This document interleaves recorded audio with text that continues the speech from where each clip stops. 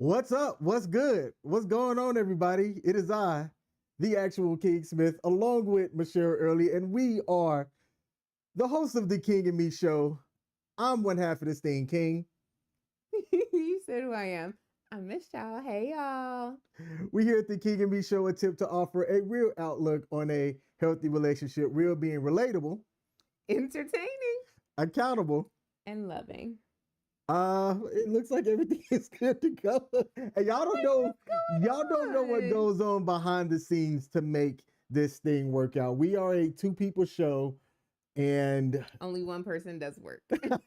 and some of the technical aspects for the production that we have can be challenging at times. And while today was a different day, right before we went live, we did have a schedule conflict that led to some challenges in accounting for other things. Yeah. So we are here. Wasn't sure if we were going to be able to go live today, and cross the fingers that we do keep this. That the battery for the camera allows us to still be able to continue the live. Give us a thumbs up or put something in the chat if you can hear us, so that we can make sure that everything's working properly. Let's see. We got Tom in the building. Tom said, "King and Queen and chat family, hope all stay well, stay blessed, and balanced in life." Thanks, Tom. Thanks, Tom. So Thank you. it looks like our chat is up and running. I don't see it up over here, and that can be fixed. What we're going to do today, and what we're talking about today, is we're letting other people tell it.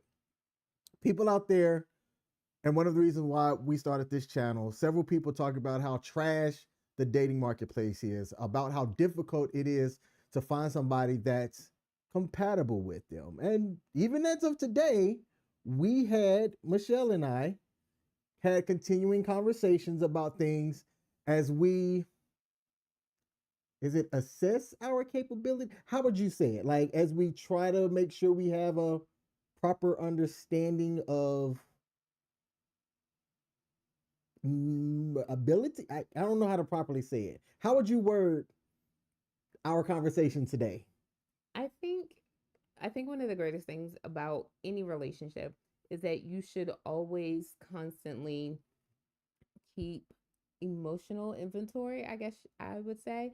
Just like if you were at a retail store, you would keep inventory of the things that you have on hand so that you knew what was there, knew what wasn't there, so that you could make adjustments and plan accordingly. I think you need to be able to do that in a relationship. And I think that's what we did today. I think we had a moment where we we talked about some things to make sure that we were both on the same page and to make sure that we could sustain the overall health of our relationship. When you were younger and in other relationships, would this have been an easy, like, how do you think that it would have panned out in the end with people getting there? Would you have felt heard? Would you have felt that your point was valid and that, the other person heard what you were saying? Like, I don't want you to call anybody out specifically, just kind of like in general. In general, I wouldn't have done that before in a past relationship. When I What tell would you you have there's done? that, I probably would have broken up with the person. I had a very, very, very, very, very low tolerance for things when I was younger, because that Why? was your key phrase when you were younger. Had a very low tolerance. I don't know. I don't know what I was expecting. I don't know what I thought was going to happen when I did that type of stuff, but I didn't tolerate a lot of things from people. I'd have Hmm. just walked away. When you were younger, did you want like a relationship? I did. Like I really did. I wanted the fairy tale. I wanted the guy. Well, in all fairness, and I've said this before, when I was younger, what I wanted was the title of a wife, having no clue whatsoever what the responsibilities would entail or who I had to be in order to be a wife. I just wanted the title. Like I wanted to have a husband because That's what all the Disney movies said, that you needed to have a husband. Okay. But did you see that in real life? And the reason why I asked, you know what? Earlier we talked about people in my life, so my direct family, and examples that they would have had for successful relationships, meaning y'all have honored y'all's commitment over time, and it's been longer than like 15 years. And personally, for me, I said I can name one couple, one man, one woman, of all of the adults in my life growing up, that I was like, if I were to say, like, not emulate, I'm not saying emulate them, but it's like they would be the ones that you could go to say, hey, how did y'all make things work out? I have one couple that I could have gone to point out specifically. I was talking about, I'm just said I was talking about my sisters, and how I don't think that my sisters have a an adult woman in their life that they could go to for like solid relationship advice from a woman. And I think that that's what we're seeing affect many households nationwide. Is what example do I have for my daughter? I am a divorced father. What You are? example? What example does my own daughter have? You know, is this relationship going to be a successful barometer for her? And is it too late for her to see that and course correct? Did I doom her? This is stuff I think about. By way of your daughter,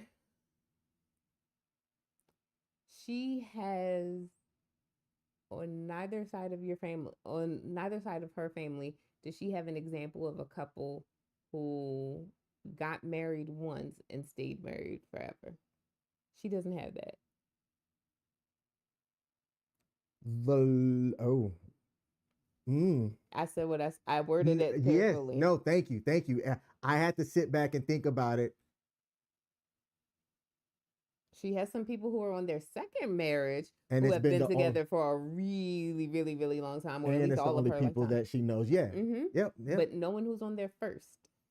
Is that first one? Is that just a trial marriage for both? Is Yes, that that first one is that trial one. is that how it's going to be for a majority of people going forward? Hey, look, y'all, that first one, my bad. Oops. It's just like the first pancake. No one eats the first pancake. The first Uh-huh. pancake is always a. That is a good analogy. That's Oh dope. goodness!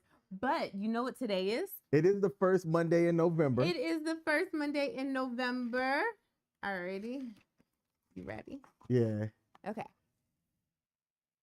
Oh. Okay, you have on a hoodie, so we're outside Yes, at a football game? we are. This was Frederick's homecoming game last year. Hey, okay. Frederick versus TJ. Dope. Who won that game? Frederick. Let's go. That was my daughter's last high school football game, I think. Mm-hmm. Nice. All right. Yep. How do you feel? We're like almost through the end of 2025. Real answer, bruh. This was an FAFO year to the fullest extent possible. And I can just say, on the one hand, you know how some people are like, OMG, this year was so much. I can't wait for next year. Low key, I'm like, nah, let's stay here for a little bit. Let's stay here for a little bit, because it seemed like with each day, things got productively worse or progressively worse in the country. And I'm just like, maybe we should just stay in 2025 for a little bit. Maybe. Yeah. This this year has been interesting. I'm currently furloughed. Mm-hmm. Today was day 2 of me not having a job to report to. And it's different. I People talk about what they do when they get retired and all this and that. Like, I have things I can do. Mm-hmm. And fortunate enough for me, I learned a lot from that 2019 furlough shutdown when I couldn't rub two nickels together. That what is today the record, and tomorrow is going to beat the record. So it's today day 35. Today is 34. Today's day 34. So tomorrow's going to tie it, and then I don't think we're gonna have. I don't think I'm going back to work this week or next week. So yeah, we are. we are going to beat last at the 2 administrations ago furlough by a landslide. Yeah, We'll which is see. it's sad. Like it's so much going on right now that it's really really sad, really devastating, and then you throw the holiday season in on top of it, and it's too much for people to bear. So you have what's going on with the government shutdown during the holiday season. So it started the beginning of October. You have that happening. Then you have the fact that their food stamps have been cut off. And just so you know, by and large, it's not people who look like us who are the greatest recipients of food stamps. So it's a lot of those Midwestern families who, okay, maybe the government shutdown didn't immediately knock on their door. Now that it has touched the food, the source of income that they get for their food, the government shutdown is affecting them. So a lot of people are like, oh, I don't know anyone who works for the government, the government this, the government that. And then you get to moments like this where it's touching welfare programs that provide food and benefits for people. And now it's like, okay, wait a minute. I actually do care about the government shutdown now. So you have that happening. And then you have the devastating Hurricane Melissa that touched down in the Caribbean, specifically causing mass devastation in Jamaica, like Mm-hmm. mass devastation, Which is where her family's from. which is where my family is from, which is where I do have relatives there. And you got to think about it. Jamaica is, independent country, love it, gotta love it. But in its independence, it relies heavily on tourism.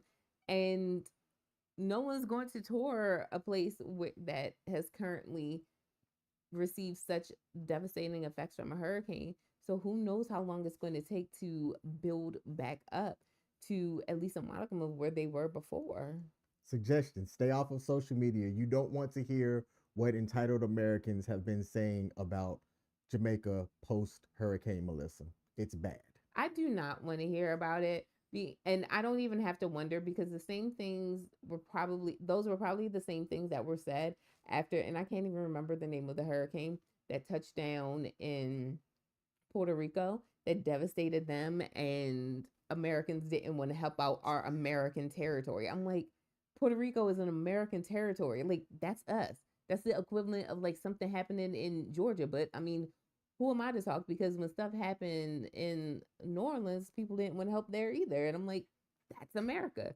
But I'm not gonna look. I'm not gonna go searching for that. I will No. just say that it is devastating. It is devastating. I mean, I get it if Great Britain doesn't want to help, because I mean, Jamaica did declare its independence from them, but it's devastating, and it could probably take a lifetime to rebuild from that. It So will. It will. It was devastating. I saw some of the footage, some of the wreckage and everything, and it ain't pretty. And then I see Jamaica, and this is, y'all can condemn me or whatever. I see Jamaica as primarily like an a a place that survives on tourist stuff. And mm-hmm. if the tourist stuff is jacked up, then who's gonna want to pay to go to some place that's still recovering? Right. No one is. And that's what I'm saying. Like, they heavily rely on tourism. They're not going to get any tourists coming. How are they going to be Maria. able? That was Maria? Man, these M hurricanes. Yeah. Goodness gracious. Thank Thanks, you, Tom. Tom. Which just devastating people. Please, Lord, don't let any hurricane come out named Michelle. I will go by my middle name at that point. but no, in all seriousness, like, we're giving aid to people. We do have a line item in our budget as the American government to be able to provide aid to people who are in need. Right now, Jamaica is one of those countries that is in need. I'm not going to say our need is more so than Argentina, but I'm saying it kind of looks like it's more so than Argentina. Yeah. Shout out to the people over at WTF Nation Radio. We've partnered with WTF Nation Radio as well as Perry Productions over on Facebook. So salute to the people that watch us over on those platforms. We are a few weeks away from a third partnership as well that we will Ooh. announce once we're told that we're able to, and we're pretty excited about that one. So to Mousa Al Zawani, and I know I messed that up. He said, he or she, They said, they said, good good evening. evening. I'm gonna get my life together one of these It's days. okay. We got Paul Bennett in the building, said good evening. What up, PB? Appreciate you tuning in. Why is this thing not showing? Oh, that's because I got to do that. There we go. Hey, we got Tom in the building. Tom is in the building, said to the pancakes, I definitely eat the first pancake, but I'm a cinnamon French toast brother. Hey, uh, do you also eat cinnamon toast crunch? The cereal? After Lucky Charms, that is my second favorite cereal. I'm just going to put that out there. Now, I will say this. I am not a pancake person. Like, I have to be in the utmost of moods to be able to eat a pancake. I'm a waffle person. Okay. And for the most part, waffles come out good, no matter whether it's the first, second, third, or fourth. And I think maybe it's because I'm not a pancake person that my first pancake never does turn out well. I struggle making pancakes as well. My first, second, and third pancakes don't ever Ooh, come out right. baby, it's just supposed to be the first one. Because Yeah. that allows you to like get the stuff going, like get the grease the way it's supposed to.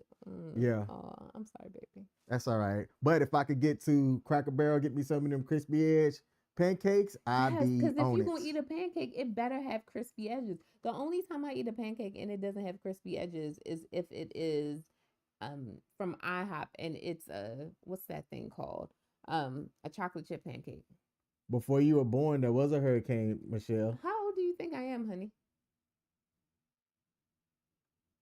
I totally just You made did. you You did. young You then. did. Oh You my want your goodness. two. You want to be with that girl who was born in the two. Hey, that's what I said last week. Got to be in the two something to do something. Do y'all like how devastating was Hurricane Michelle? She was probably just nice little innocent thing, didn't do much danger. Probably just barely escalated over tropical storm because Michelle is good. Do I like crepes? Yes, I do, Michelle. I don't think I've ever had one. I didn't have one until maybe about 6 years ago, and then I've tried all different versions that that I could find. And then the last food thing that we gonna bring up here, just kind of making a brother hungry. The reason why your pancakes are never good the first time is because of the heat of the pan. See, it's science. It is. That's why I'm like, how is it your second and third are also not good? Because after the first one, it should have worked itself out. David Cunningham said, "Hey yo, Yes, I like waffles." Team waffle. Nice. All right, I'm gonna try something here, and I hope I don't mess this up. Ah, wrong one. Become an adult, you realize that the right prime one. dating pool was. All right, so we have a couple of videos that we've put together from people online, pretty much talking about dating and relationships and things like that. Last week we talked about Michael Blackson and how he made very public to the world that he fathered two kids, one person who from a lady that wasn't his fiance, and the kid from his fiance and the other kid were what, 2 months apart? Mm-hmm. They were close. And the way that he did it very publicly to me was just classless. It was. It was definitely very, very classless. Like, he is a comedian, don't get me wrong, but this is somebody's life that we're talking about. Now we have another child, and Michael Blackson is a man of means, so it's not like that kid is likely going to go without as long as but still he's there. But now here we are adding it to that, the way that relationships are going to look going forward. He's going to see his dad with all the other kids out there. And then the other thing I take away from that is you were just having this conversation about how, what kind of relationships, I know I saw it, I'm trying not to pay attention to it. What kind of relationships are young girls seeing? What is this next generation supposed to believe? Because we see people like Michael Blackson and Nick Cannon fathering all of these children out there simultaneously, like popping up people pregnant all the time. And like, we think that that's what we're supposed to do because that's what the celebrities are doing. And if woman A tolerates this, then, I must have to tolerate it too. Mm-hmm. That's exact. I mean, That's where we're going. That's going to be the majority. There's going to be a minority that are looking at having a monogamous relationship where they can see that happening successfully. Paul, you're a father. If you're interested in chopping it up, man, because you and I are both fathers of adult young women, I would like to really get your viewpoints on this as the elder bald, beautiful bald brother, benevolent. I think I there's so love how many the B's, name man. changes every single time King mentions it. It's a different name every time. I would love to get your opinion and just your thoughts on the outlook and things going forward. So let's get into the first thing here, and I gotta hope I can get all the right ones. We didn't play this. So at this point, I'm starting to wonder, am I the problem? Ooh. I'm having a conversation with my therapist about dating, and she's giving me some tips that I don't agree with, but maybe that's the problem, right? I'm not agreeing with her because to me, it doesn't make sense, and maybe I need to make the adjustment. The advice that she has given me, she's saying that I date wrong. Okay. And the reason why she's telling me that I date wrong is she looked at my online dating profile.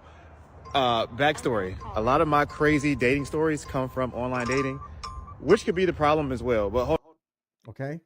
So just to kind of set this up, 40 years old, his therapist took a look at his dating profile.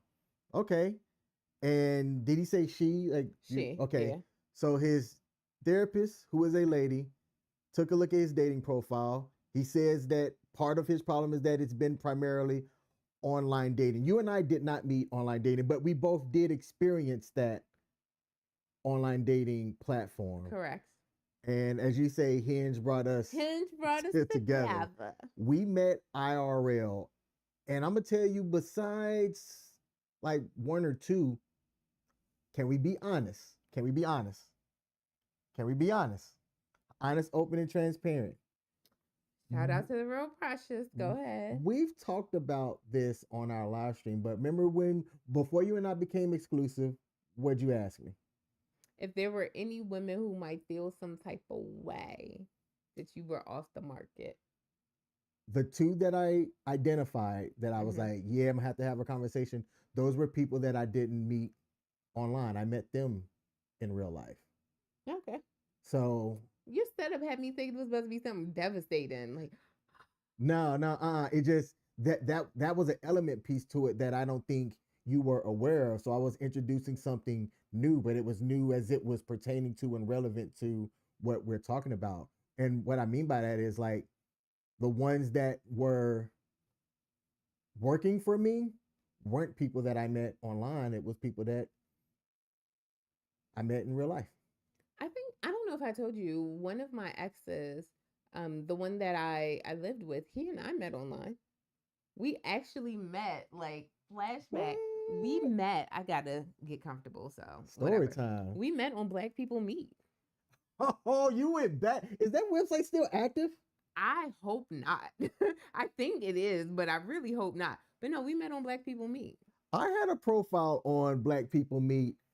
I did not get one successful date from there. I'm trying to think, did we meet? Like, I think I paid for Black People Meet at for a little bit of time. I can't remember if he and I met during the time that I was paying or during the time that I had a free account. But he and I met through Black People Meet, and it's so funny because I had met someone from Plenty of Fish before, and that was before I knew that Plenty of Fish was a hookup site. I did not know that at the time. I was naive, and I did meet someone from Plenty of Fish, and we were together for about 2 months. Then we broke up, and it was the most, in my opinion, looking back now, it was the most hilarious breakup. But now we're social media friends. We're friends on Facebook. But no, my ex and I, we met online at Black People Meet. Okay. Back in 2014. Interesting. And that's okay. Yeah, Yes. Okay. yeah. Gotcha. All right. So let's look at this. And Paul did give the proper readout, but I want to be able to display it. Okay. So let's finish this. Hold on, I gotta stop this because I gotta take this call. All right, I'm back. Business called. Are we just not working on ourselves as a whole? Right? Because the reason why I'm disagreeing with my therapist is she wants me to adjust who I am and how I move to essentially cater to a group of people who are not, I feel like, accountable to themselves, right? So it's almost like you have to lower your standard and lower the way that you move, almost as like a protection mechanism to make sure that you're not attracting users or people who are unhealed or people who feel like they don't need to change, right? Insert whatever negative thing that it is. And so I'm curious to know about you guys' experiences, right? Because I'm going to start sharing more of these dating stories. And maybe it is an online dating thing, because I thought that online dating will help me meet a group of people that I don't traditionally meet in my day-to-day life, because I don't want to really date anybody in my circle, because I think that there's just one type of woman in there. And I need somebody a little more multifaceted. And maybe I'm wrong in that too. I don't know. But let me know. How was dating for you guys? For my married people, if you guys are watching this, right, like how long ago have you been married? Because my other theory is dating right now in this current culture, man, it's tough. But I'm not giving up, right? Because I know that Miss Johnson is out there. And when I do find her, I promise my TikTok page will change, because I'm celebrating this shit and loving this shit out of her for sure. But let me know, how is dating for you guys, right? Have you guys felt like you need to adjust your standard? Are you working on yourself? I'm just looking for some feedback. Easy there. My first thing, just off the rip, you do not lower your standard for nobody. Nobody. I agree For with no reason. I agree with you 100%. Don't lower your standards. However, he switched it up at the end and he said, "Do you believe like you have to change?" And I will say I did have to make changes. In order for me to be in this relationship with you now, I did have to make changes to who I was. I I did as did well. have to change what I was accepting. However, I wasn't lowering, I was raising, but not just like raising the standards, but also changing who I was. There were things about me that had to mature and had to grow in order for me to succeed in this relationship. I am in the same boat as you. I did not change for you, but I did mature. And what's crazy is that I don't think how do I say this?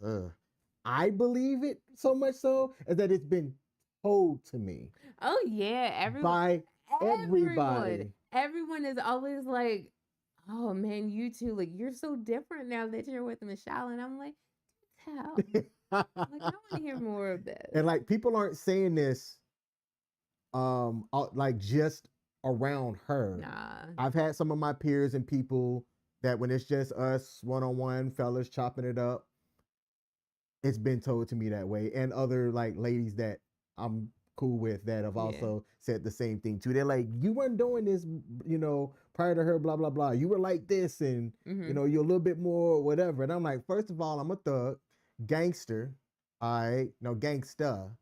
You know what I'm saying? Nah, I mean, I love King, but he is the G in lasagna. Aw. Pucker up.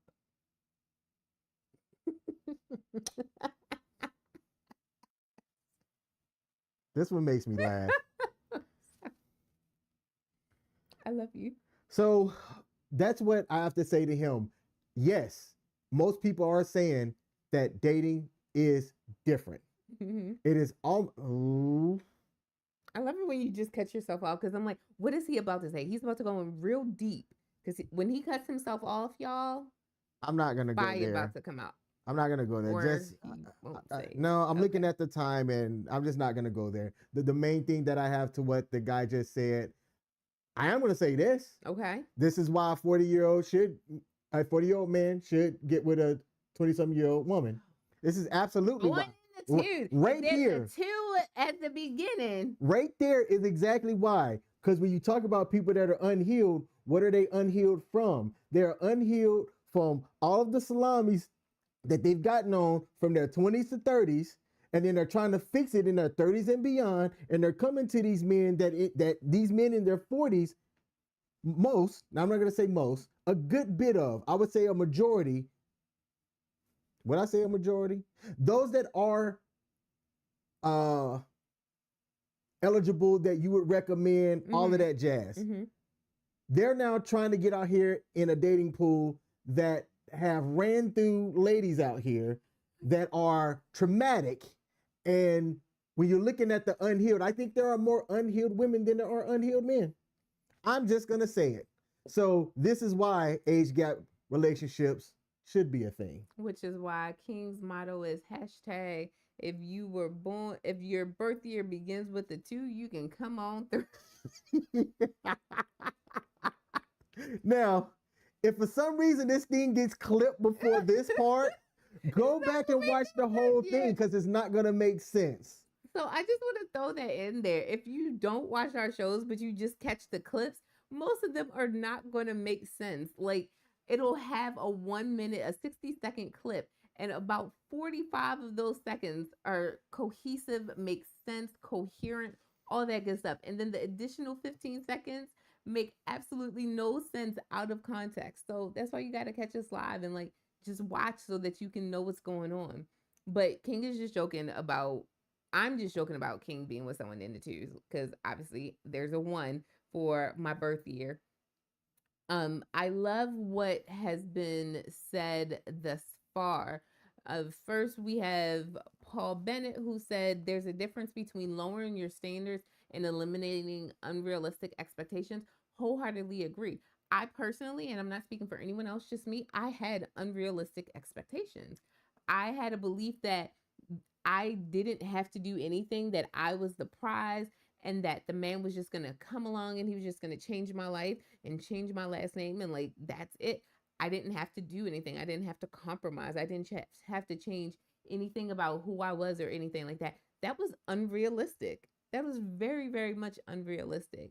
And I will take the excuse route and say I didn't grow up seeing married couples around me. I mean, my uncle in my family, my uncles were married, but they are Jamaican domineering men. So that relationship is just bound to look different. I would just always say, well, I'm just not going to marry a Jamaican and then I'll be fine because I thought that that was solely related to them. Like I thought that that's just how Jamaican men were. No, turns out there is, I mean, yes, they are a little bit demanding, but it turns out there's just a level of submissiveness that you need to have, women, in your marriage. And I wasn't seeing that. I wasn't understanding that. So I saw it, but I was not understanding what that was. As I got older, as I progressed in my 30s, definitely something that I understand now. Definitely something. And that's what I try to bring to our relationship. Okay. Good deal. Time said, why does it have to be change yourself? Why can't it be making yourself better? That's exactly what it has to be about. 100% growth. Just growth. Just growth, your own growth. What I always tell people that I mentor, young men that are coming up, is this: build value in your life. And when you build value in your life, and really this can apply to both genders, everyone. When you build value in your life, you then start to have a higher threshold and a higher filter for like filtering out BS, stuff that you just won't tolerate with. When you don't have value in your life, you tend to accept, I don't want to belittle a business and then that business might not want to sponsor us. You tend to have low quality people and a higher tolerance for low quality individuals in your life. Mm-hmm. And when you do that and you attract that, it's hard for you to then build value for yourself going forward because you've got that low quality person that's just draining resources, as Coach Greg Adams would say, draining your meat, your money, energy, attention, and time. Right. And that just makes it that much more harder to build value for yourself. So build your value up in your life and you'll attract and you'll have that higher filter guard up for less trash people. Time said, King, you're 100% right about that. There are a lot of unhealed women out there because their expectations are so big, they don't have anything to offer you, not even a pancake. Time making me hungry, man. Like I'm about to go upstairs and make some waffles. But I would say this, doesn't that also play off of the fact that there are more women than men too? Like, don't we still outnumber y'all? I don't know. I'd have to really take a look at the latest like census and all of that stuff to see like what the barometer is. That should make it easier. No, because that means if there's more women, out there competing for men, then it should be easier for women. No. Would it be? What I mean is that if there are more women, then statistically, yeah, we would have more unhealed. But then it would make it easier for men to find unhealed women. It should. But that's the thing. Like, a lot of us did not see healthy relationships growing up. So we're just carrying along all that trauma. And what I will say that I loved about the video that you played a black man who was going to a therapist. Like, hello, first of all, to people out there, especially our BIPOC community, therapy is good for you. That's not bad. It's not bad at all. I used to have a therapist that I saw to course correct on some things, and it was definitely necessary for me.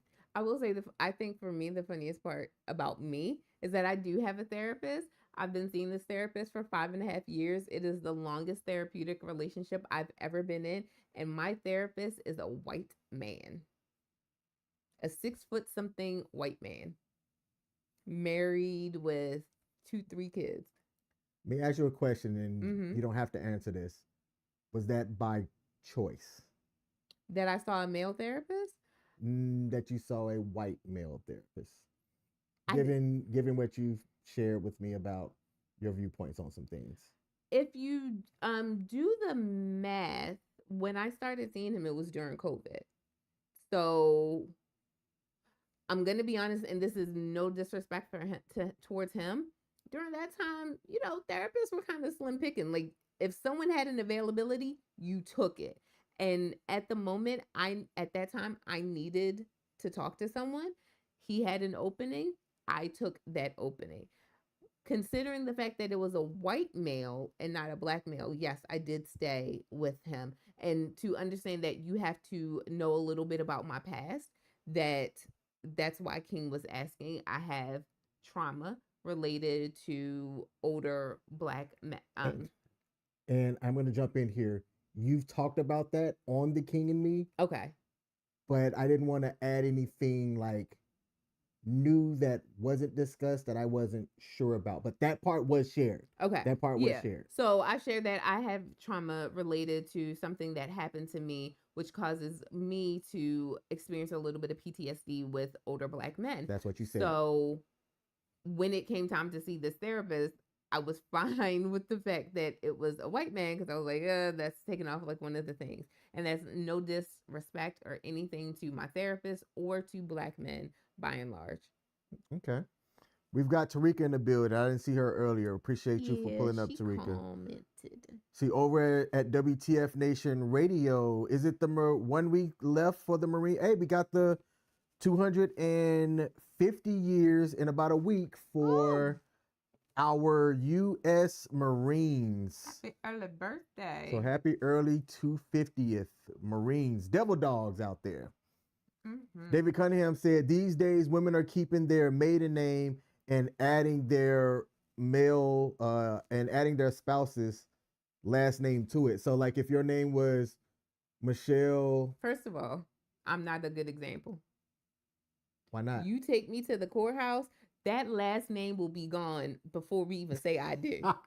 Like, let me tell you, my maiden name will be gone before the ink is even dry on our wedding certificate. The ink will be dry on my name change. You would just it would be gone. Ain't no adding to it. It would be gone. Why before is that? The ink is. I've always said that.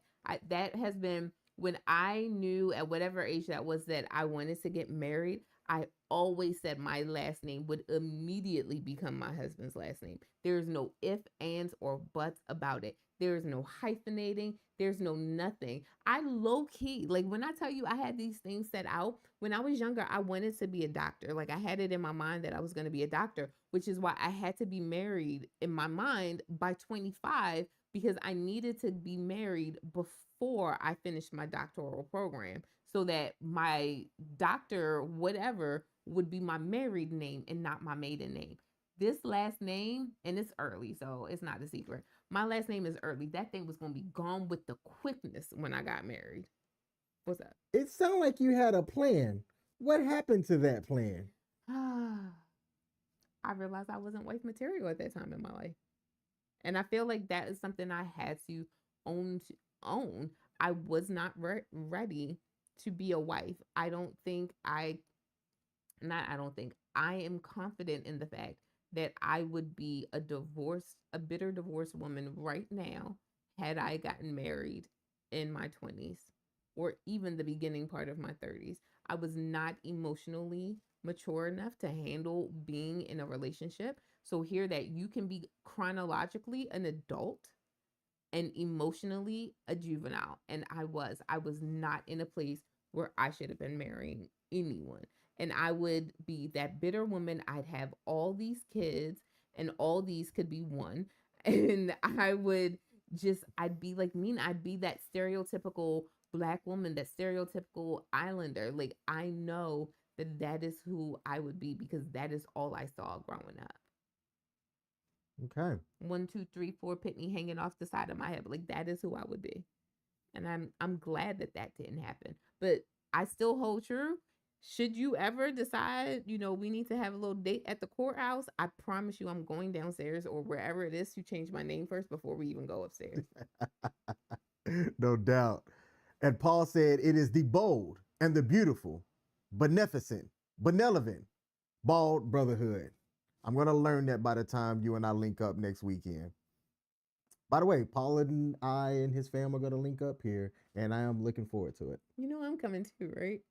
What'd I say? You said Paul and I. Paul and her. You are I. Therefore, It's we. because I'm the passenger princess. He's forgetting about me. It's okay. Shout out to Greek Pete as well. Pete from Sparta HQ Network. He's a good friend, longtime supporter of the channel as well. I believe we're all going to have the opportunity to link up, fellowship, politic, all of that jazz. And when I tell you I'm looking forward to it, Paul, straight up, thank y'all for hosting us. Thank you. Absolutely. Paul said that there are 8 million more women than men in the U.S., 2 million more black women than black men. See right there. That's why. Never mind. Let me not finish my statement. See, why you should talk to women, and y'all should be like, you know what? It should be a competition. May the best woman win out here, because. But that's part of the issue now. We are trying to compete against one another instead of trying to build each other up. And instead of trying to respect the boundaries that one sets, like low key, I don't pay attention to Michael Blackston to know that he's engaged or anything like that. But something tells me his engagement was not a secret. Like, something tells me people actually knew about that. So that means that in order for him to get another woman pregnant while he's engaged, that woman and him, both of them, violated the terms of his engagement because she thought she could get something better. And like, that's the stuff that I don't like. Hypergamy 101. That's the stuff that I don't like. Like, I think it's immature and I think it's childish. I get it. The numbers are not in our favor, women. They're not, because all that shows is that, that doesn't reflect the fact that there are people who prefer their own gender. So we're not taking into consideration the population of men who are in homosexual relationships. And I'm not knocking them for that. I'm just saying that's something that those statistics don't take into consideration. So when you look at that, that cuts down even more on the amount of men that are available, the amount of heterosexual men that are available for heterosexual women. And it becomes like this whole big catty thing. Like, let me tell you, I love King Smith with my whole entire heart. But I'm not fighting nobody over him. That was something that, we're going to talk about that on our Love is Blind recap. Oh, okay. So I'll save that for when we wrap up today's show, but that's smart. And I don't blame anybody that would say that one bit. So I love what Tom said. Tom said he would never marry a woman who had her ex-husband's last name. So I don't know if you know this about my mom. My mom hyphenated. So she has her maiden name and my last name. And I know that there's some women who keep their ex's name if they have children, because it's just easier when you're dealing with like the school system and everything if it's a uniform last name. And I say this with all due respect, knowing that my sister falls into that category too. I think that's a cop out. Like, Why? Why don't you? It's okay. We understand divorces in America. Why won't you let go of that person's last name? Now, it's one thing, like, again, if you went and you became a doctor with that last name, or you got some kind of certificate that is associated with that last A name, business that's already built using that name. Okay. right. I get that. And you can do what celebrities do, have a stage name and then a real legal name. But the whole, oh, I want my last name to match my child's last name, well, then maybe you should have worked harder on the marriage. But I'm just saying. Devil's advocate, What? as somebody who has changed their last their name. Yeah. It is work. It It is is work. difficult. I get that. And So is marriage. 14 years later, I'm still feeling the effects of that. I think part of what the phone call that you heard earlier with the business that I was trying to take care of, I think part of that is because when you look at the paperwork, it is my old government name and not my new government name. And I think that's what's causing me to have issues. I understand that. I'm not saying that at all. However, I do feel, and time, please correct me if I'm wrong, if this is not what you were saying, but I feel like if you are still carrying your ex-husband's name, you were still carrying that relationship with you, and you cannot be emotionally ready to get into a new relationship if you were still carrying the name of the person that you were just in a relationship with. I won't say who. And the moment I started that, you know where I was going with this because you and I both know somebody. Yeah, like I said, my sister's like that. My sister still has her ex-husband's name. And this person I'm including her too. This person that I am not naming has said that the reason why they aren't doing it is because of the work involved that it requires to do it. Marriage is and work. Everything that you have to change once you make it happen. I saw something and it said, oh, I'm going to butcher this because I butcher a lot of things when I can't remember it. It said that losing weight is difficult and so is being obese. It paired two things saying that both of them are hard. You just have to choose your level of hard. Well, guess what? Yeah, both are a struggle. Choose your struggle. Choose your struggle. Something like that. Changing your last name because of a divorce is difficult. Being, working on a marriage is difficult. Choose the level of difficulty that you want. Try if you can. Like my sister, her marriage and divorce is completely different, right? Completely different situation. And there are some people that they cannot, for safety reasons, stay in their marriage. I understand that completely. But to say that it's a lot of work to change the last name. Oh, Ella Matthews said, an excuse to want him back. Drop him and drop the name. Thank you. Thank you. There's some women that like you see them and they're celebrating their divorce and they're celebrating it in the courthouse as they're changing their last name back to their maiden name. Do that. Go for it. We got a couple of people on WTF Nation chat, and then we're going to have to wrap up here. So I'm going to, because I can't go back and do all of them. Mousa said, in where I was born, the wife gets to keep her last name. So then there is that cultural different cultures. Yes, exactly. Different cultures have different things. Absolutely. Do you think that would clash? And if you were somebody that wasn't from that culture and y'all did get all warm and fuzzy and decide to try to make something work, but culturally y'all aren't aligned? I think, and I pray that I'm not wrong or speaking out of turn in saying this. I think the cultures that allow a woman to keep her last name, I think they marry within their culture. Yes. Like there are, I think there are a lot of cultures that don't marry outside of their cultures. And I believe that is one of those cultures. I know some people around that and none have married outside of their culture for that reason. That's part of the reason. Mouse also said, this is not showing up fully. It might be here. To me, imprinting is the most important factor in a relationship. That's a topic that we are going to add, that we're going to talk about. I don't think we've ever covered that yet. You take a screenshot of that really quick. That's actually... That's a bar. That's a bar. That was my leg. You know what? Hand. Alrighty. It's just taking me out. Struggling over here. I got to get this, take a picture.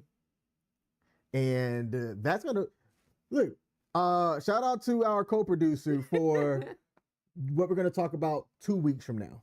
Because next week, I binge watched Love is Blind season 9 after this person had already binge watched it. Yeah. And initially I was kind of like, because I've watched some of the earlier ones. I like those kind of shows.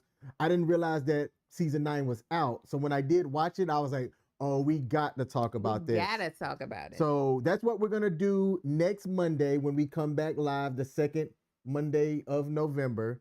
We are going to do our Love is Blind season 9 recap. There were some things on there that we see out in the wild in general. So it's not just that small sample size. Reality TV is one thing. It is entertainment.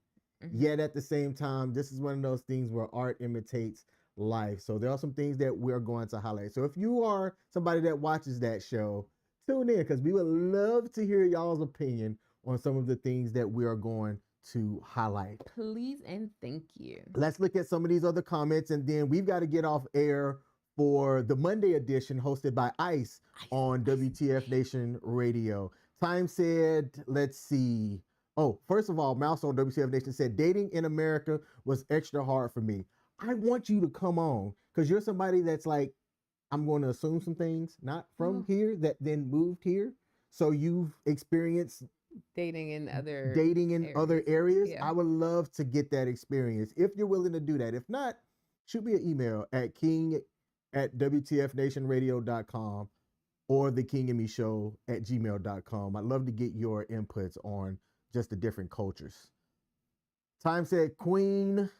Yes, exactly. If you're carrying that person's name, there's a love still there, and I won't put myself through all of that at all. Snaps. Thank you. See, Paul, I believe marriage is easy. The people who make it difficult, selfishness, ego will take over.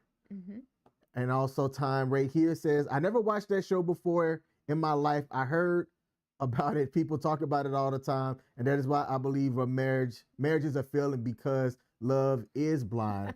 I like the premise of it, man. And what they do, I'm not going to get into it, but there is one example of why the show was made and it flipped somebody's perspective immediately. Yeah. And we are definitely going to cover that next week. Did I miss anything? Anything else that we need to cover before we get off air? Nope. I don't think so. So we still got the show through. Worked out. It worked out. Because of you. We had 3 videos, but we got through 1. But you know what? That's the beauty of this live stream. We aren't scripted. We might have an idea, but it's unscripted. And the best part of our live stream that we love is the interaction and the inputs from everybody else as well. Because this isn't just our perspective. It's y'all's perspective. It's our perspective. Aww, so to everybody out there, thank you. If you hadn't hit the like button, please hit the like button already. Do we have any other comments here before we get off air? No, we don't. Let me check one more thing, babe. I'm sorry. I know you want to feel these lips. David Cunningham said, great show, y'all. I appreciate the insight that you provide with the friends and the heart emoji. David, that's what I'm talking about. Appreciate you, brother. Awesome. I'm going to find the thing we got from Japan to send to you. Her lips are ready for mine. I love you, baby. I love you too.